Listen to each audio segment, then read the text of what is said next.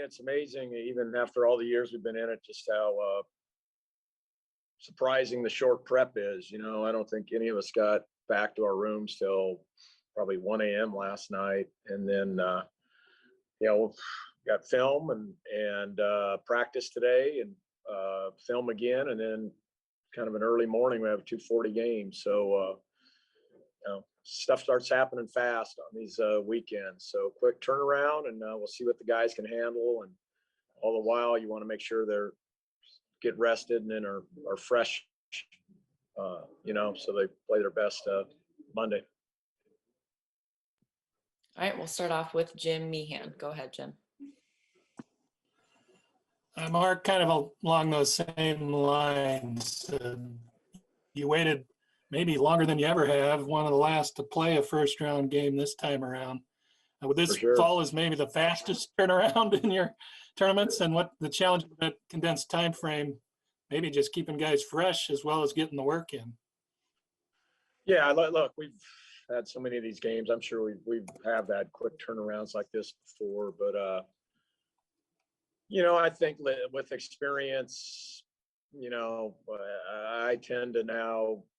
Biggest thing is getting the guys rested and keeping them fresh. I think, when I was first starting this, we would have crammed in full practice and 5 film sessions and all that. But now it's just about being fresh. These guys, as a group, assimilate things very, very well, film-wise and even just walkthrough-wise. And so we'll be pretty light today, and probably more heavy on scouting report and film stuff. And next we'll go to Vincent. Thank you. Hey, Coach, Vincent Saglemani of the Gonzaga Bulletin. You guys have played a lot of, strong guard and big tandems throughout the year. You're playing another one tomorrow with Austin Reeves and Brady Manick. How is those playing against those strong tandems throughout the year going to help you guys prepare for tomorrow's game? Well, I think the thing that helps us the most is, and I'm sure all you guys watched the Eastern Washington game. Manick's a lot like Groves' kid. He can really, really pick and pop and shoot threes at that 5 spot. And that's what he does best, and does it very, very effectively. So that really causes angst with your normal ball screen coverages. So, but fortunately for us, there's several teams in our league that do that same scheme. So we're kind of well versed in that. And Reeves is very much like maybe a Colby Ross. He gets a lot of usage in the ball screens with total freedom to do whatever he wants.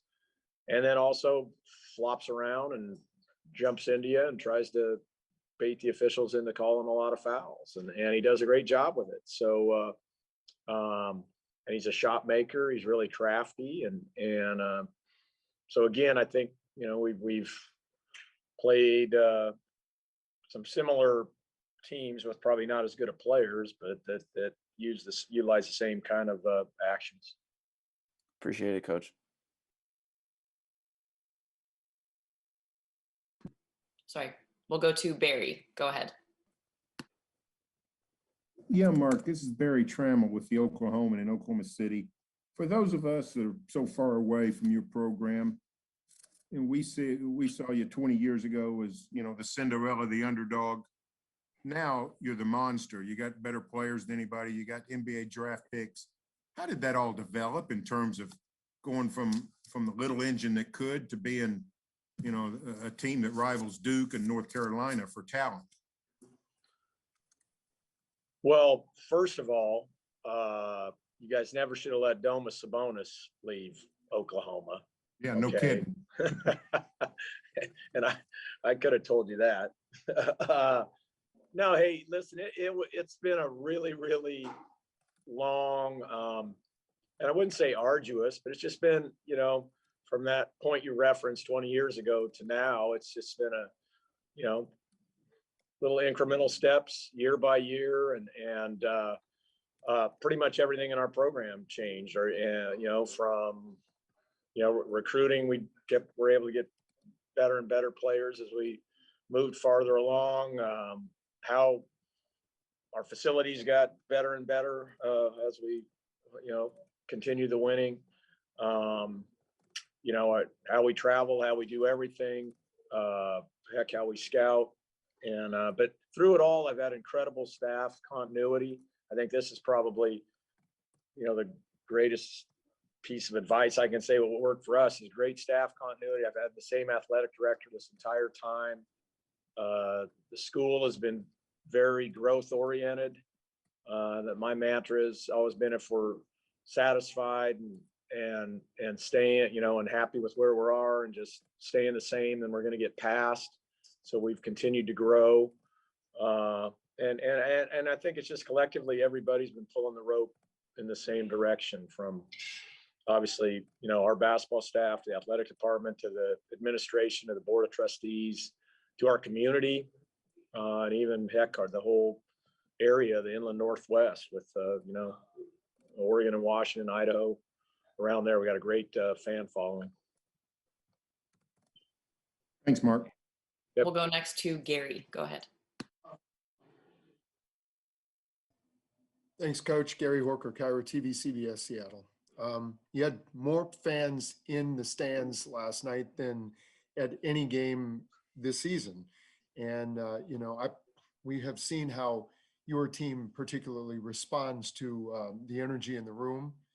Could you feel that? Could the folks around you and the players, did you feel like they responded to that in any kind of palpable way?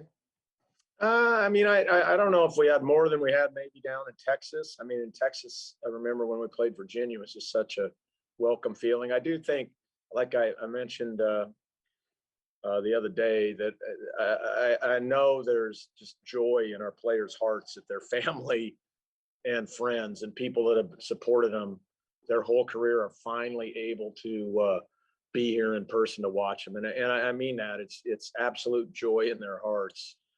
And I think so. I think that's maybe what you're seeing out on the floor with the emotion and the passion. There still isn't a whole lot of energy. I think the Pacers building must hold 22 or 23,000 or something like that. It's pretty big. And so it's not a crazy environment, but listen, anything is welcome, and any sense you can get when you're making a run, or maybe you need a little pick me up on defense or something, I think you can start to hear that. I'm not great at picking up on crowd noise or what people are yelling. I just kind of dial into the action on the floor, but I'm well aware that our guys are, and so I think you make a great call there, and I think they do feed off that and are excited, and hopefully we can get to move farther along. We get more and more in here. Okay, next we'll go to Tim. Hey, Mark, Tim Booth with the AP. What do you remember about playing at Hinkle back in 2013? Any fond memories of just being in that building, and in any way? Fond memories for 39 minutes and 51 seconds until we screwed up an out of bounds play and gave them the win. So yeah. Pretty fond memories of a good atmosphere. I think it'll be nice, kind of probably a kind of backdrop that maybe we're used to for shooting and such. Just a really cool place, really cool venue, a lot of history. And but yeah, that darn, still don't know what happened with that thing, other than they shoved Kelly Olynyk in the back pretty egregiously with no call. But hey, it's the way it goes. As do you take in the historical, I guess, significance of playing in that building at all? Not really. I think I just there's a feel in there. You sense when you walk in there, and it's just kind of got that old school kind of ambiance and all that. But yeah, we don't even get to shoot or practice there or anything. We're just gonna go there, hit the locker room and hit the floor, and then we're playing. So you don't really get a whole lot of time to reflect on nostalgia, the way this thing's playing out now. Okay, we'll go to Brenna. Hi, Mark. Brenna Green from 2 Sports Spokane. You mentioned Eastern. They obviously, hung with Kansas for the majority of the game yesterday. And also, we have a record in terms of teams going to the NCAA tournament between the men and the women. I just was curious, kind of your thoughts on Eastern and how they hung with Kansas yesterday, and also, just seeing basketball become bigger and bigger in this area over the last, 10 years or so. Yeah, no, I mean, it's hard to track all these games going on. Obviously we have our TVs are up and running everywhere, but we were having practice and film sessions and such. But for the Eastern game, kind of fell into one of our little breaks, and obviously, some of our guys knowing some of their guys, and obviously playing Kansas this year. Those, when you have those double-digit seeds playing, those are tough matchups for all of us.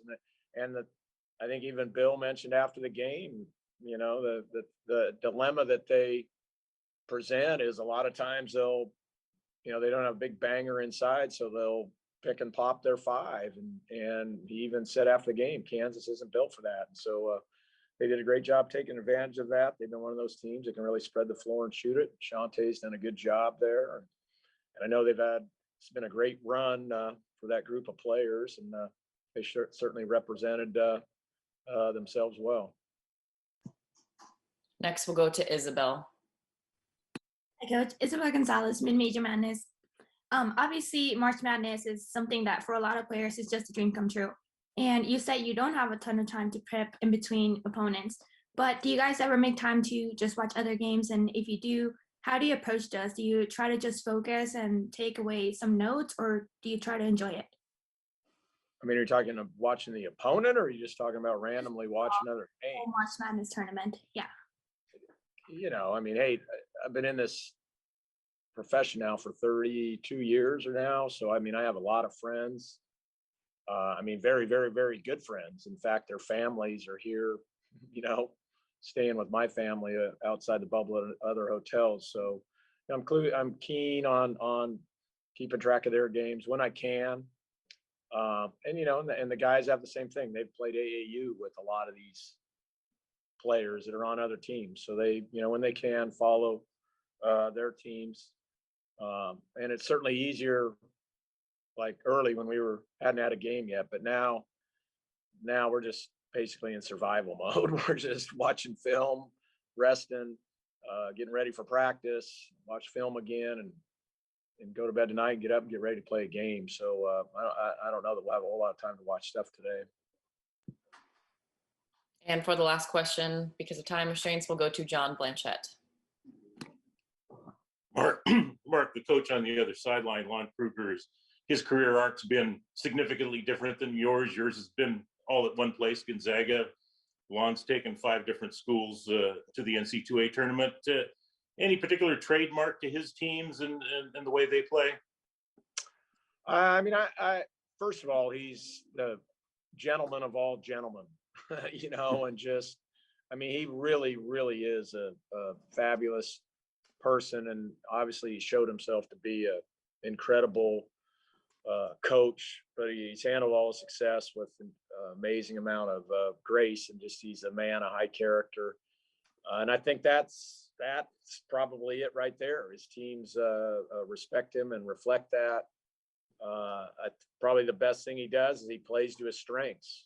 And his teams play different every year. And this team, they've just put the ball in Reeves's hands and kind of just let him make off of that. And then they figure out who they want to attack in isolations, and they'll just keep going at whoever that is once they think they have an advantage. And it's simple, but yet brilliant in its own way. So, and he seems he's done a great job. I remember I think he lost Reeves prior to playing Alabama, and they came out and beat Alabama without Reeves, and now they have Harmon sitting out, and they came out and beat Mizzou last night, and they're coming after us tomorrow. So he's just got a great way, I think, of communicating to his guys what the expectations are, and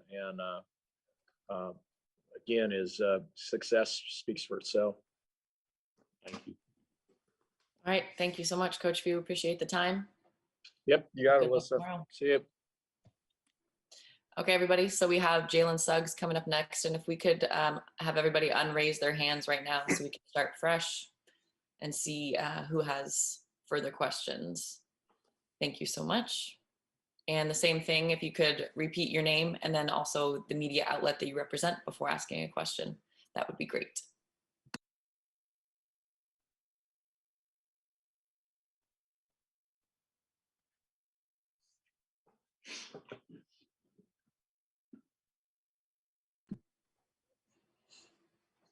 All right, Jalen Suggs is now here. Jalen, let's just start off. You played your first NCAA tournament game. You only have to wait a few hours until you get to play the next one. Talk about just the excitement so far and the quick turnaround. The quick turnaround, probably my favorite part, to be honest. You get to come out, play first game, come back, and today, just kind of rest, walk through some stuff, go over a lot of film, and get right back to it tomorrow. So, it was super fun. The atmosphere was great. All the guys were pumped up, and everyone was playing good, and we had a great win. So, just the same survive and advance is in full effect right now, and as long as we're winning, everything's all good. Great. We'll start with Karthik. Go ahead.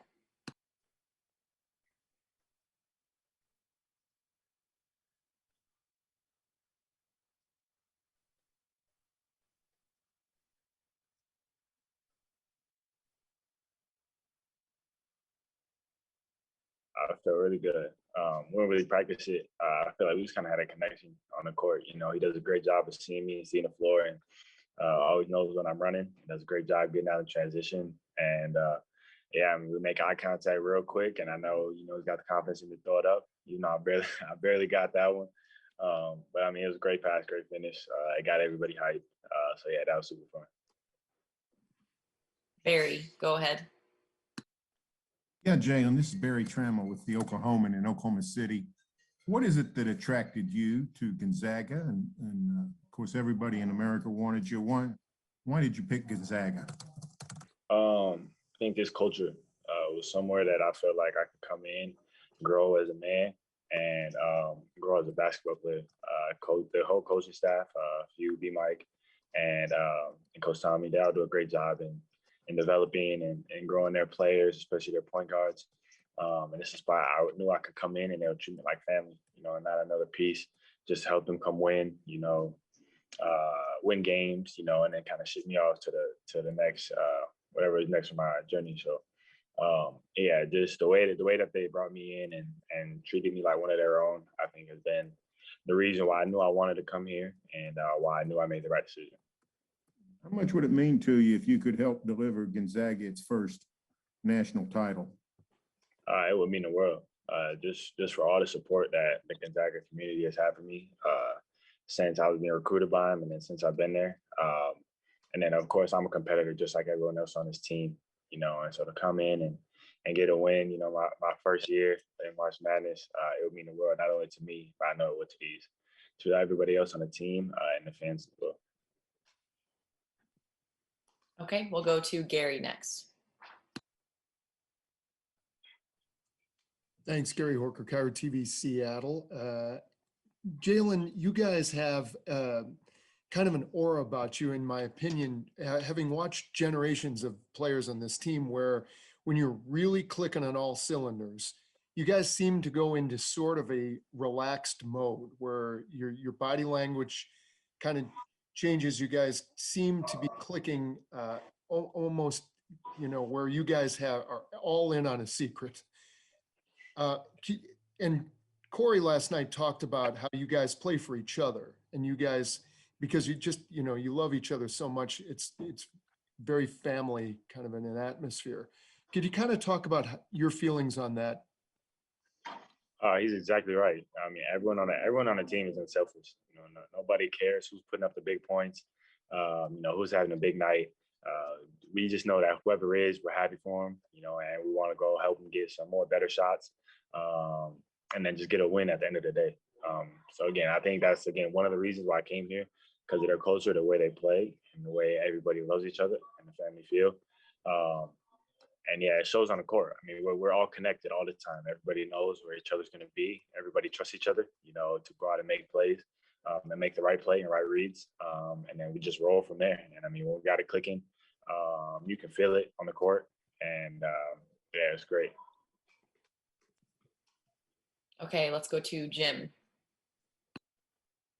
Hey, Jalen, Jim Meehan at the Spokesman Review. I know you've played in a lot of big games with state championships and AAU, the big tournaments, and the USA basketball. Was there anything different about March Madness for you on the court going into that game? I mean, it was the first time playing in March Madness, something that I've been watching and looking forward to my entire life. So it was a little different. Wouldn't say I was nervous, but kind of just needed to get, the first game feels out the way, just to get a feel for the pace and, just being here in March, in this tournament. And yeah, I think I learned some valuable things just that first game, even though it's a great blowout win and, we had it clicking, there were some things I picked up on, that I'm going to go work on and look back on today and try to help me prepare for tomorrow. It was going to be a big challenge for us. So yeah, it felt good to be out there to run around, to get a good team win. I was happy, couldn't get a smile off my face. And yeah, I'm ready to go again tomorrow. You said you liked the quick turnaround. Is that what you said earlier? Of course, definitely. Even though my body doesn't really like it as much anymore. It's not the same as AU tournaments. Playing 2-3 games a day, I don't think I could do that anymore. But the quick turnaround, just knowing that I get to go to sleep tonight and wake up and get ready to play a game again already is a great feeling because it's something I've done all my life. And yeah, I just can't wait to get back out on the floor, to be honest. It was just some great energy in there. And we're having a little raise hand function problem, but we're going to go to Isabel next. Hi, Jalen. Isabel Gonzalez, Mid-Major Madness. You're obviously going through a very interesting experience. What does a regular day look like for you in the bubble? I mean, wake up, come get breakfast, watch a little film after breakfast, and then just kind of relax. I think one thing I've been trying to do is just not overthink about the games and things too much. Just kind of relax, have fun, talk to my family, a lot of friends, play the game, watch a lot of TV, and then yeah, just go to the gym, get my lifts in. Like I said, just kind of keep my mind free, not overthinking about too many things for the game and stuff like that. But I mean, yeah, it's just kind of a routine day. I do the same thing every day here. Okay, next we'll go to Vincent.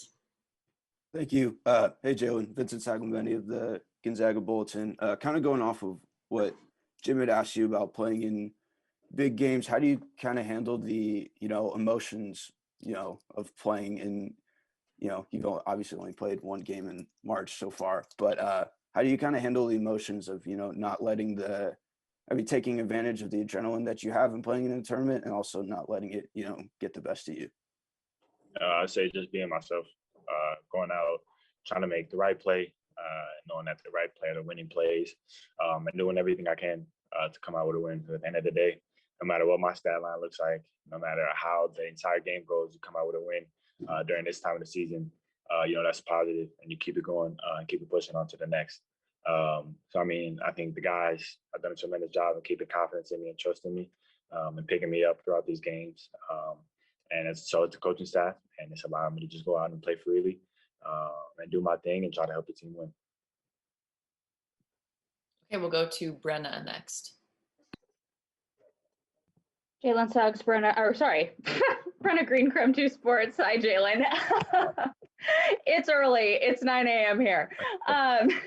Couldn't help but notice your hoodie with the WNBA logo. Just I know that you have a close connection with Paige on UConn. Just wanted to get your thoughts on the situation in the women's bubble a few days ago with the weight room and everything that happened there.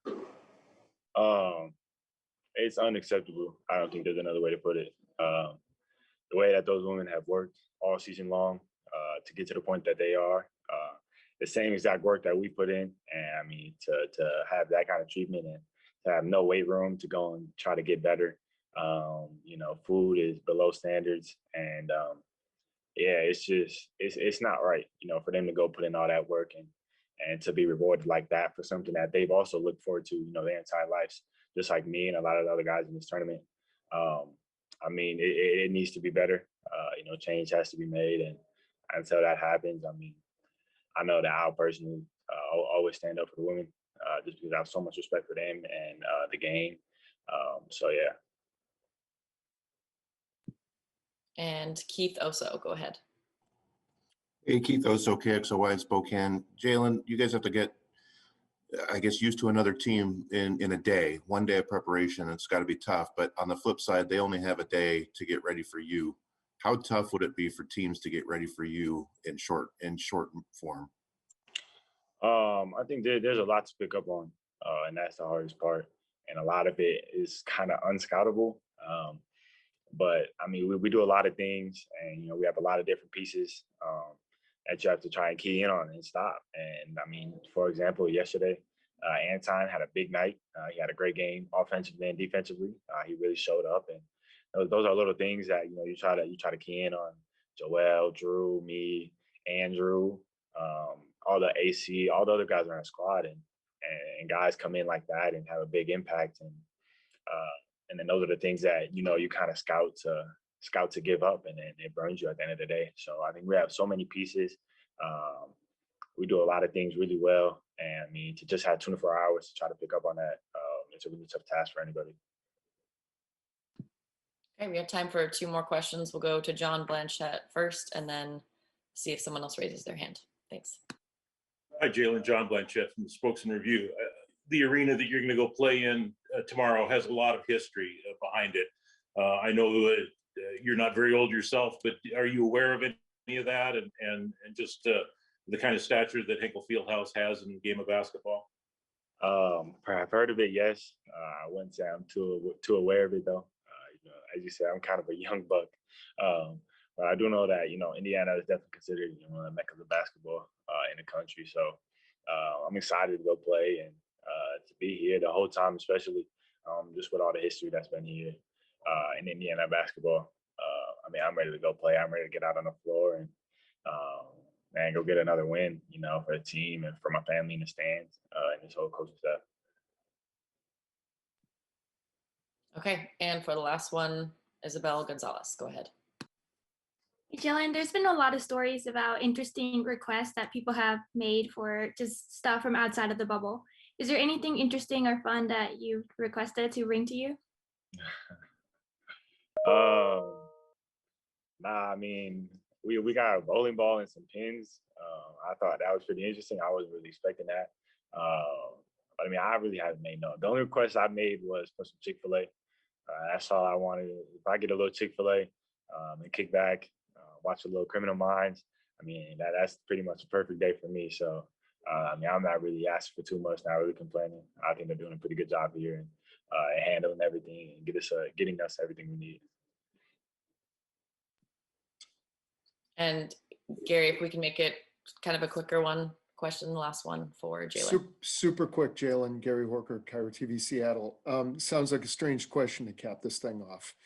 If you went back to Minnesota and say there was no internet, no TV, no communications at all, how, when you see the people that you love, how would you describe the team that you're on? What would you tell them? I tell them that I'm with a group of guys who are just like me, who all love to win, who are great people at the end of the day outside of the court. And it's like an extension of home out there. It's like I have family members, that I have in Spokane that have been waiting on me and have taken me in and, and loved me and, really, really taking me under their wing and helped me learn and become better.